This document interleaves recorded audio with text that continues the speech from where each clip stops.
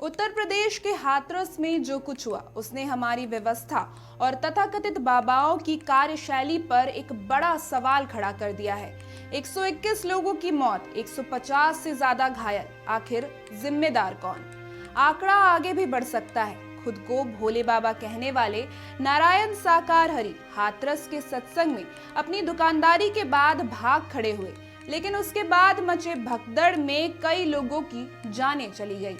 नमस्कार, आप देख रहे हैं समाचार प्लस झारखंड बिहार और मैं हूं आपके साथ यशस्वी सिंह।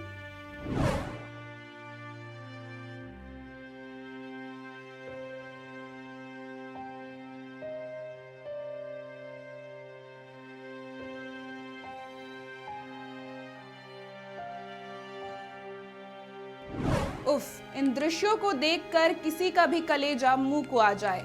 किसी ने नहीं सोचा था कि आस्था और भगवान के नाम पर आध्यात्मिक सत्संग में डुबकी लगाने वाले हमेशा के लिए मौत के आगोश में समा जाएंगे।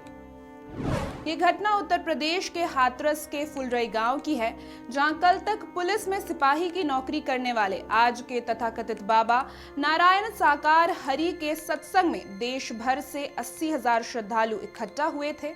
वहीं सत्संग के बाद श्रद्धालु महिलाएं बाबा के चरण स्पर्श करने के लिए दौड़ने लगी। वहां मौजूद सेवादारों ने बाबा के जाने के लिए जगह बनाने की कोशिश की, तभी वहां भगदड़ मच गई। एक दूसरे को लोग कुचलते चले गए और धीरे धीरे ये सिलसिला इतना आगे बढ़ गया कि वहां एक ऐसा दृश्य तब्दील हो गया कि सिर्फ लाशें ही दिखाई पड़ रही थी।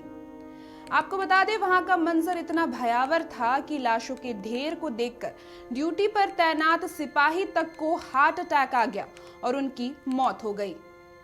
अब इस हादसे से कई गंभीर सवाल खड़े होते हैं। क्या 80,000 से ज्यादा भीड़ को लेकर तैयारी पर्याप्त नहीं थी? क्या लोगों की सुरक्षा को लेकर वहां कोई इंतजाम नहीं था?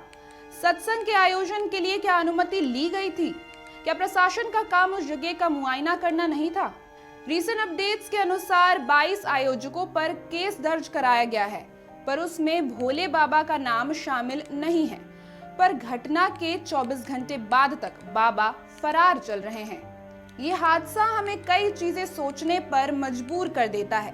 बीते सालों में हमने कई ढोंगी बाबाओं की असलियत जानी, जिन पर कई मुकदमे भी चल रहे हैं। बात चाहे राम रहीम की हो या आसाराम बाबा की, धर्म के नाम पर कई लोग आस्था और विश्वास को धंधा बनाकर चल रहे हैं। लेकिन इन बाबाओं की कार्यशैली पर कब पैमाना तय होगा?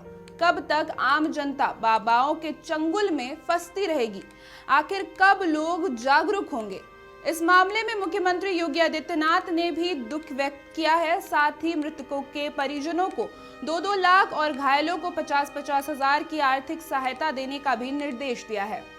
बहरहाल हम भी इस शोक की घड़ी में उनके साथ हैं जिन्होंने अपनों को खोया है। नमस्कार।